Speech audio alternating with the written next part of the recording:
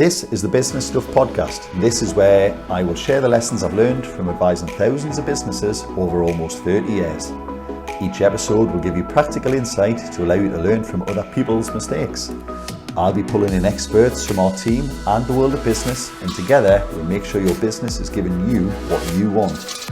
My name is Martin, and this is the Business Stuff Podcast. Hello everyone, it's Jack here from the Accelerator team. We're back for another episode, and I'm joined here by Emily Pearson from Our Mind Works. Yeah. Nice to see you again. Yes, I know. Good to see you again. Thank you for the last time we met, we were over virtually, wasn't it? There, yeah. It's good to see the rest of you. Yeah, I have got a body. I've treated you to a pair of shorts as well, so apologies about that. It is quite hot, just for context. It's 25 degrees outside. Which is, yeah, frankly, incinerator levels of heat. It is. But it'd be really interesting to, obviously, your specialty sits within kind of mental health, particularly in the corporate area, and hopefully we're going to cover off a beginner's guide for some people that are, business owners out there who go, I understand the importance of this, I just don't know necessarily where to start. Is that fair to say? Yep, we can give them a little bit of a helping hand, obviously relying on you because you're the expert. Well, I'm not sure about that, but I've been working in the field for quite a long time now, so exactly. Probably know more than a lot of people do about it. Definitely, definitely. So I suppose the first question I wanted to ask is kind of what role does mental health have kind of in the wider context of business success? Yeah. Kind of what influences that, certain aspects? It's a really interesting question, and I think no matter who you ask, you will get a different answer. But I think from my perspective, a winning business strategy relies on good mental health and well-being. And we can never really separate mental health from well-being because it's all interconnected, and they all interlink with each other, and they're all impact each other both positively and negatively. But if you have a business, if you as the leader aren't particularly feeling great, you're not on your best performance, you're struggling with your own mental health, you're distracted, or you're struggling with symptoms so severe where you're unable to work, the business is not going to succeed. So within a much wider context, it goes the same for all of your employees, who are ultimately your biggest asset. So totally. If employees are not at work, they're at work, or they're not all there in mind, body and spirit because of poor mental health symptoms, we see a decrease in productivity, of course. Nobody is working at the best when they're not feeling very well, both physically or mentally. We see an increase in presenteeism, so people are there, they're at work, but they're not productive because they're not again feeling well enough to do that, but they've felt well enough to have to come to work, or needed to come to work because of many different reasons, not being paid for sickness absence, not wanting to be off work, not wanting to let your team down. But then you've got the impacts that it has on the rest of your team as well. So, you probably know that yourself. As soon as one person isn't here, whether it's holiday, you have to pick up work for them, like today. So, it then also begins to impact on the team, which then puts pressure on them. And it's all interlinked and interconnected. And I like to think about a workplace as an ecosystem. So if you think about a pond as an ecosystem, everything is connected. And the health of the pond relies on a certain amount of light, a certain amount of food, a certain amount of oxygen in the water, and that's basically the same as a workplace, and basically the same as the human body. We need equilibrium, we need homeostasis, and to be able to be healthy and productive. And as soon as you take something out of that ecosystem is where things start to go wrong, not just with that individual element, but also with the wider ecosystem as well. Absolutely. So it's a really interesting way of looking at it. Yeah. I like the ecosystem. People understand that, don't they? And you understand that if the sun just went out for 6 months tomorrow, there'd be huge problems on our planet, and that could potentially be one person in a workplace who's very pivotal in that workplace being successful, like a senior leader or like somebody who just only person in that whole organisation that knows how to do that role. Yeah. Take them out of it and it impacts the whole ecosystem. And that's itself. particularly prevalent in like smaller businesses where you don't necessarily have the luxury of having multiple people that can cover lots of different roles. Yeah, so you might have someone very important, and as soon as they're like a high performer, but as soon as their mental health is compromised and they have to step away, quite rightly, that's when the wider business struggles as well, isn't it? Yeah, absolutely. And I think you've made a really great point there around high performance. I think we've spent, probably the past 5 decades promoting high performing teams. It was all about working as fast and as hard as you possibly could to make as much money as you could. But ultimately what that leads to is burnout. Totally, yeah. And then nobody's high performing anymore. Yeah, we've talked about like self-sabotage on this podcast before, and one of those kind of self-saboteur personas is this high achiever, where it's constantly about the need to succeed, and you get your own gratification from making that achievement, and as soon as you fail and something doesn't go quite how you expect it, that's when your own self-worth starts to spiral, and obviously other things like your mental health become affected. So it's a really fascinating concept. High performance is like something that we always promote, but it also comes at a cost, doesn't it? Really interesting. Wow, that was an awesome first question. Because what I wanted We've gone around the whole of the world and ecosystems.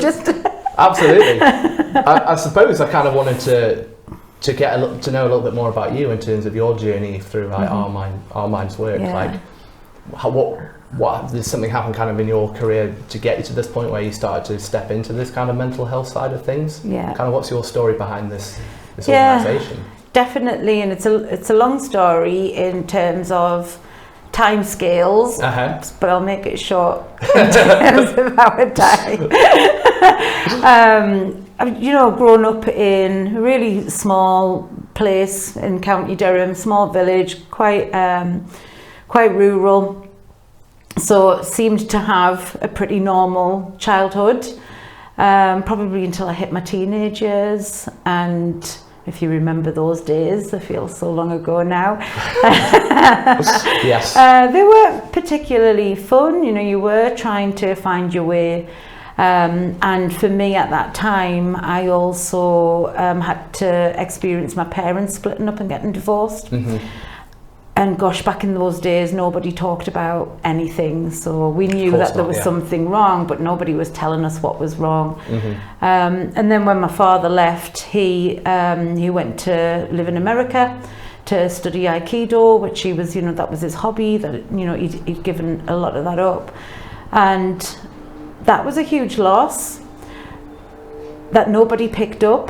But what that did was that triggered some behaviours in me that were just seen to be rebellious, naughty at school, getting into trouble, hanging around with the wrong crowd. Absolutely, acting out because I couldn't understand. I wasn't experiencing emotions. I think when you're a bit older and you understand the way that you feel, there are emotions that you can very often connect with, but I think when you're a child, you're not that kind of internalized and understanding of what's going on, so you see a lot more kind of behaviors. And then it kind of spiraled down from there. By the time I was 16, I was living on my own because my relationship with my mum completely broken down, and I'm 45 now and still don't speak to her, so that relationship just completely fell apart. And then by the time I was 18, I had my daughter, who's now 26, so a long time ago. Wow. So pretty young. I didn't finish school, but what happened was, by the time I was 21, I was a single parent, had gone through a traumatic relationship as well, and that really was what led me into my own mental health crisis. So I'd really gone through a lot of trauma and loss, and having to deal with that on my own at such a young age, And obviously having a child on top of that, by the time I was in my early 20s, I had a complete breakdown. And I was diagnosed with all sorts. It was like a game of bingo, being in the doctor's surgery, seeing the psychologists. And I was diagnosed with anorexia, depression, anxiety, and panic disorder. I was having panic attacks on a regular basis. Couldn't eat. I couldn't even get out of bed some days. Just wanted to. So it was that bad? It was really bad. Yeah, I was unable to work at that point.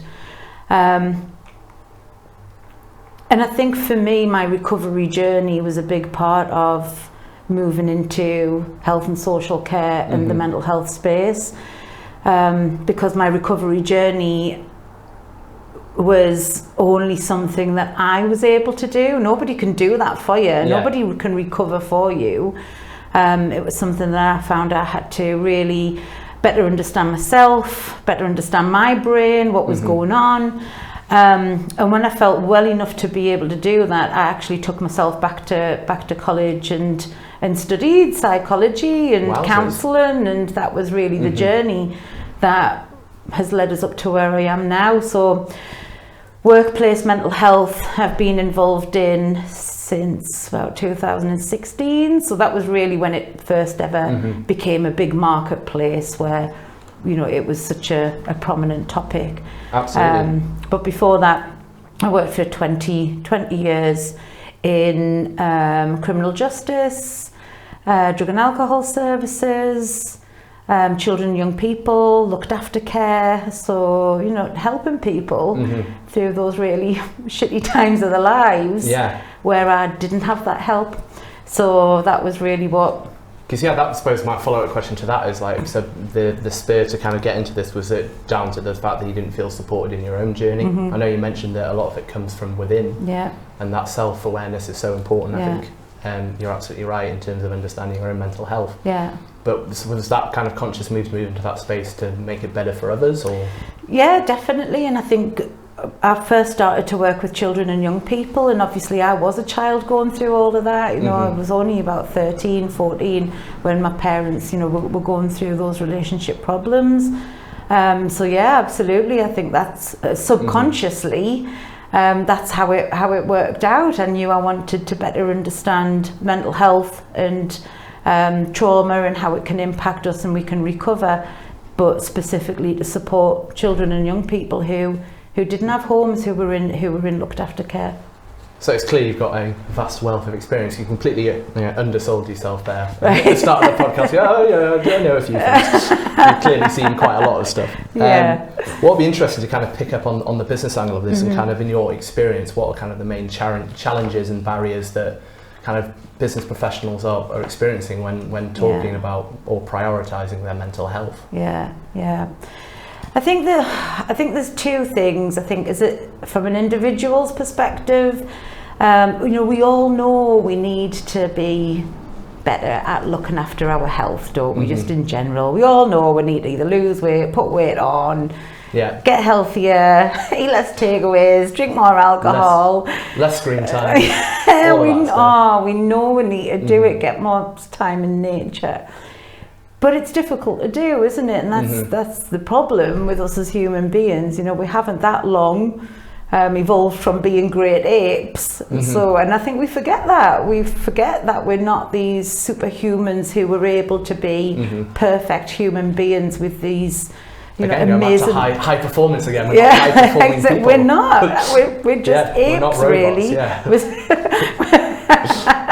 Who were able to, communicate and talk to each other and build amazing things. But when it comes to ourselves, I think individually one of the biggest struggles is being in that headspace to then change the way that we think, so that we change the way that we behave, and then our behaviours positively impact on our mental health and well-being. I think that is one of the biggest challenges. And working in drug and alcohol services and experiencing problems with addictions myself, that's always one of the biggest challenge, is changing that behaviour. Is it despite knowing that it's not good for you? Yeah, is it fair to say that we wait for a kind of crisis or road to Damascus moment before we make change? Absolutely. Which is often too late in some cases. Absolutely. You see that very often. There becomes a point or a rock bottom where people either do, it changes their attitude, it changes their motivation levels, and they're able to do that. And that may not last forever. So relapses are very, prominent in whatever it is we're trying to quit doing. Or it gets to that point and the only answer is to take your own life and not change those things because it feels as if there is no way out. Yeah. So there's definitely two ways to go once you get to that point.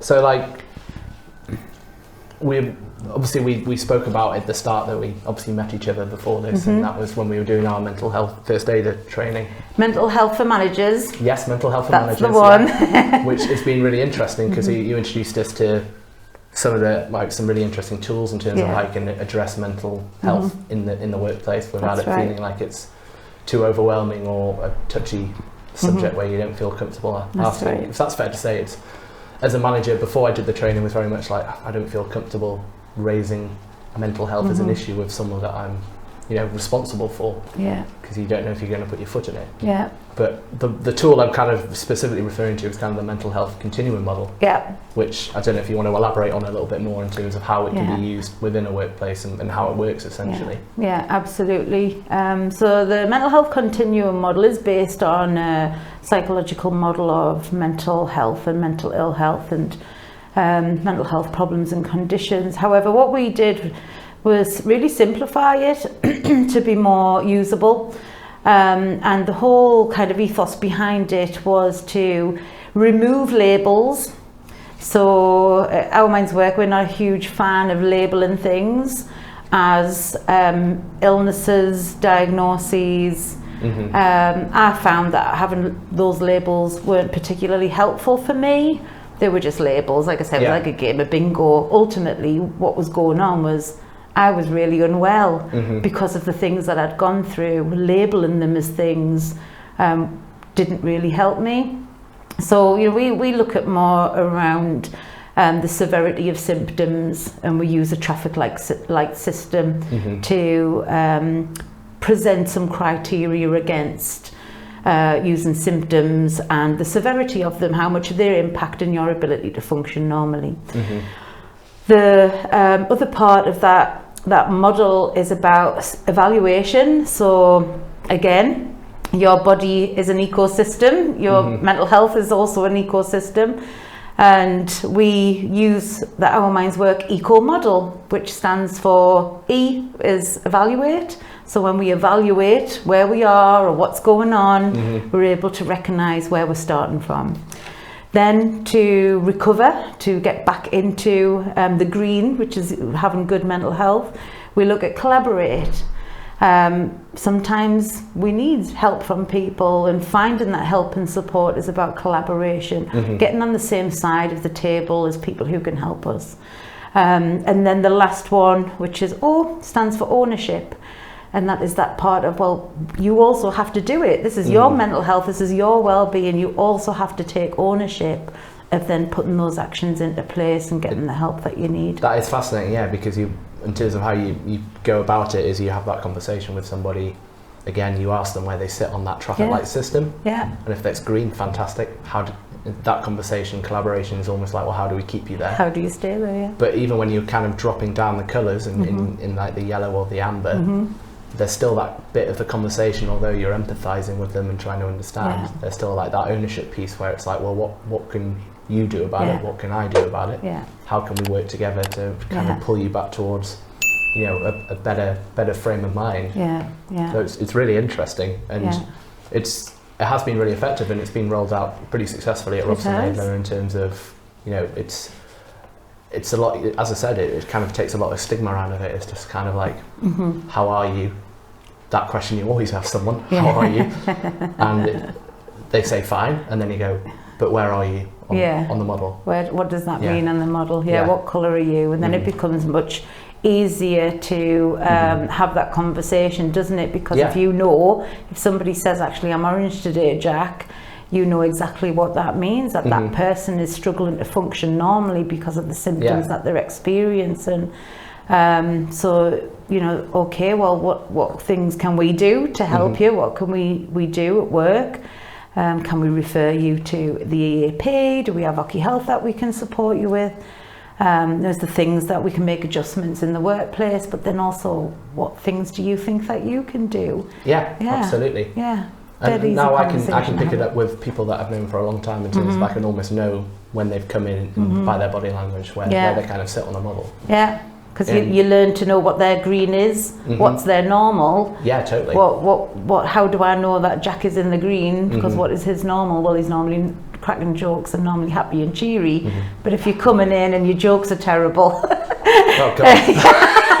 you're very quiet, that might not be, you know, Jack's maybe he's having a little bit of a not so great day and start a conversation. Yeah, it's a really powerful tool. But again, that tool is for an individual, that's self-evaluation, but it's a great conversation starter to collaborate with people. I think the biggest challenges for workplaces, so that was a lot about the individual and on an individual level is, it's not being paid attention enough by, I think, some organisations still. And what we get a lot of the time is one of the biggest problems is we've got no budget. There are not well-being budgets being set out for people to make really strong investments to see a big return. And unfortunately, without money, we can't do that. But I think also that comes from a lack of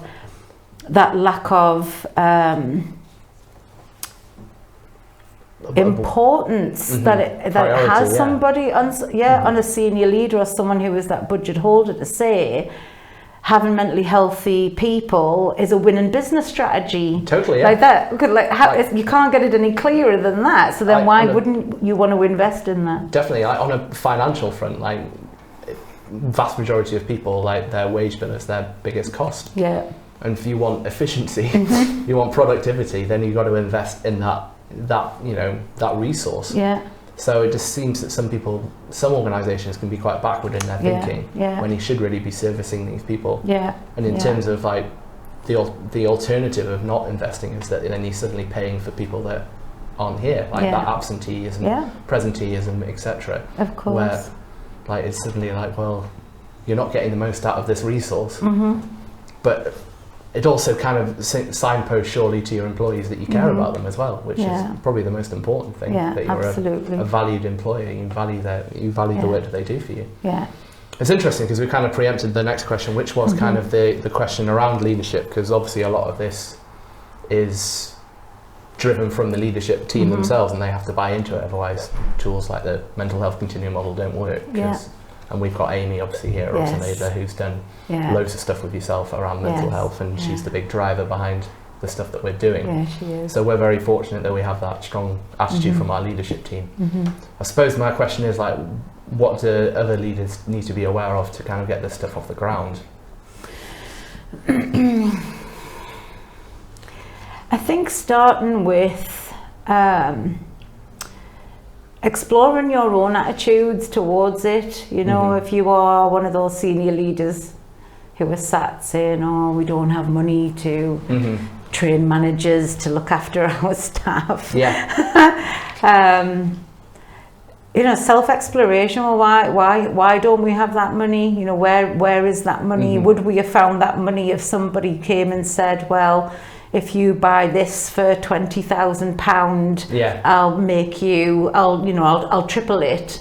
Of course they would. You know, that would be seen as a great business investment to increase our revenue straight away. So if you flip to go say we can double your productivity if you spend 20,000 with us for a piece of software, that's a different proposition as opposed to when you spend £20,000 on mental health well-being, where we can guarantee better productivity from the team you already got. Like. It seems mental, really.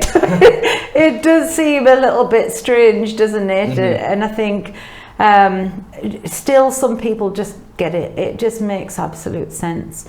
Unfortunately, there is still a lot of work to do to help people to think differently about this. Is there like a generational issue to this in terms of like the leadership of a certain generation looking down at their new recruits of a different generation, and where mental health may be more openly talked about and it's just something they don't fundamentally understand, or put it down to being soft or something like that? Well, it could possibly be. I don't want to generalise, but do you feel like is that something you've observed, like speaking to some leaders out there, like management teams? I think there is definitely always going to be pockets of that. I think I'm probably of that older generation. I'm Generation X. So we were, kicked out the house on a morning. Yeah. Get out and play. I'll call you back for your tea at tea time. Exactly. Nobody knew where you were all day. I don't want to see you. Don't want to see you for the rest of the day. Up to all sorts of stuff, and we grew up through so much stuff that was really difficult for our families to go through. There was a lot of unemployment. We saw a lot of families begin to split up as well, in comparison to my nana and granddad's generation, who were together for like 70 years. Yeah. So we did see a lot of that. Generation X also saw the explosion of the opioid addiction crisis and the rave culture. Wow. That's how long ago. So there was, some really big novel drugs that were about binge drinking, alcohol, so I think our generation, or my generation at least, because you're definitely not in that generation.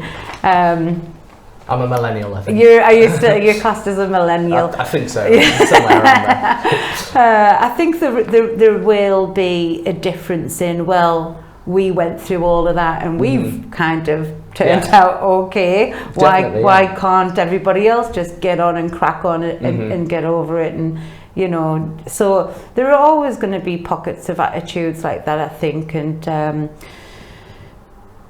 I think things are changing, because I don't believe for 1 minute that anybody gets through life unscathed.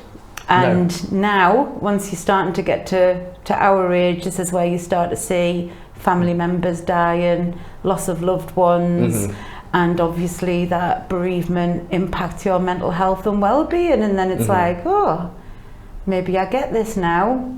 So is there an element of comparing like apples with oranges, that everyone deals with things differently? So again, going back to that, I went through it, like my parents died, I was all right, I went to work the next day. What do you mean you need 3 weeks off? Like there seems to be an element of horses for courses, and everyone has a different way of dealing with things. Yeah, that's right. Yeah. So I think we need more empathy and compassion, don't we, for others, I think. Yeah, absolutely. And they were never really terms that were used very often, back in my day. Nobody was talking about empathy and compassion. That's become very just don't talk about it. Very recent. Yeah, just get on with it. Definitely. We're looking at kind of wrapping it up then, so kind of penultimate question then is kind of any practical actions or tips that listeners can take away from this in terms of what they can initially start within their organisation, or personally what they can do to kind of start to address their mental health. Yeah, definitely. And they may be at a point where they may be on somewhere between the amber or even in the green, but they're just like conscious of potentially sliding down there. Have you got anything to suggest to these people? Yes, definitely. And always start, I suppose, here as an individual.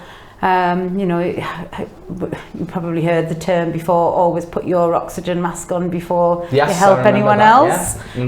So we've got to look after ourselves first. How can we be servants of anyone else, without that?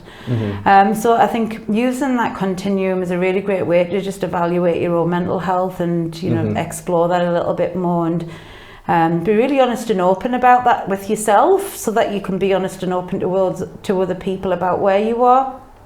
And that actually asking for help is a good thing, because sometimes we need to admit that we need help to move forward, and we can't do everything on our own. And I learned that being a single parent for many years, still having a career, I felt as if, you know, I could do everything on my own until I started having problems with an addiction. And then I realised that I couldn't, and I had to tell people, and had to tell people who I knew that if I did need help, I knew that they were there and they were understanding what I was struggling with. But finding the right help and support is a really powerful thing to do, actually. And knowing that you've opened up and you've told people who you can trust. Sometimes it's just all it takes to know I've got this until I haven't, and if I haven't, I know that there's a couple of people around us that I can, you know, fall back on.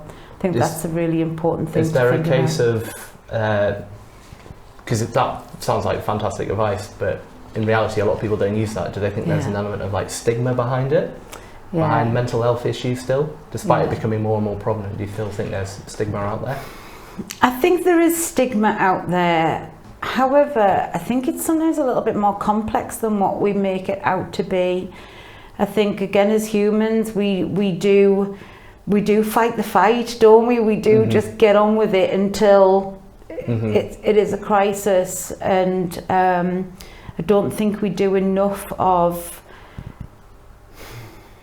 being able to recognise in ourselves how bad a situation can be. We are very good at lying to ourselves. Yeah.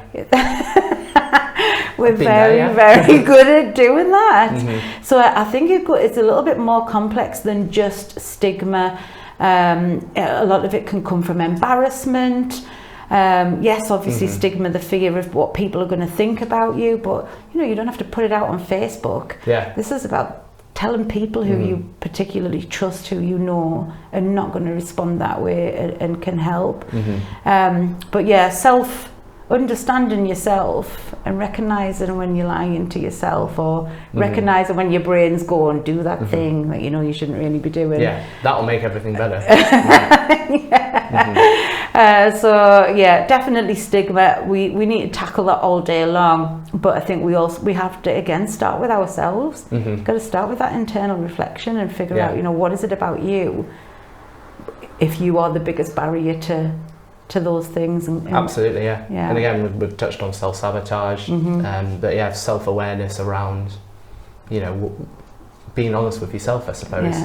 And self-management self-awareness can lead to self-management. Yeah, absolutely. But it's easier said than done, obviously. Of course it is. And if you've got other factors at play that help you kind of facilitate or sustain that lie that you're telling yourself, then it may come to that point where you kind of hit that crisis point. Yeah, definitely. Yeah. But I've definitely experienced kind of lower level kind of mental health issues. I've struggled really a lot through lockdown in terms of the isolation behind it. Yeah. My wife went to work, she was a nurse, so I was in home by myself a lot. Although I could speak to people on the phone, I just didn't feel the same. So feeling really isolated. Also kind of more recently felt you put a lot of work into a specific project, and when it finishes, the kind of the emptiness behind it kind of really, or you don't realise how burnt out you were until you've actually finished it, or you keep telling yourself that lie of well, I just need to do it for another couple of weeks. The year ends next month, I just need to put in another month's worth of work, and then it's fine. And then you come to the end of it and you're just like, was it worth it? No, I feel drained, I feel demotivated, I feel not particularly happy about myself. Physically, I've let myself go because I've just focused so much on work. Like it's really interesting. But again, that was me lying to myself and self-sabotaging. Going, it's fine, don't worry about it. It's all worth it. Yeah, it is, and that's I think that's one of the funniest things, is that we constantly worry about what other people are going to think about us. Honestly, the majority of the time, people are nice people. They just want to help you. The worst person is you. Totally. You are the worst person for your own mental and physical health, you know, and we are the hardest task drivers, and it is such a shame. And I think that self-reflection is so important, so that you're able to look after your own mental health and recognise, you know, when things are not going right. But then that for me is positive role modelling, and as a business leader, being able to then lead that forward with positive role modeling, so that you then start to inspire others to do the same It then starts to build behaviours and traditions that then becomes the culture in your workplace. Yeah. And I think, you know, even just today, being vulnerable enough to share parts of you, like we both have done today, that helps others to do the same. Definitely, you know, it's a powerful thing. It's a powerful moment.